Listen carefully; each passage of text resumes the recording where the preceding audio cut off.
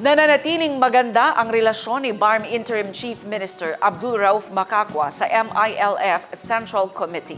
Ito ang diretsang sagot ng opisyal ng kinamusta ng iMinds Philippines ang ugnayan niya sa grupo sa gitna ng mga kontrobersiya matapos siyang italaga ng Malacanang bilang bagong Interim Chief Minister ng BARMM.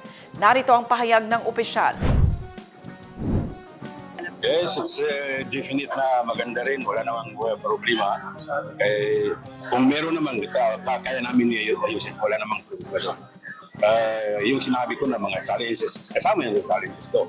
We have to address that challenge.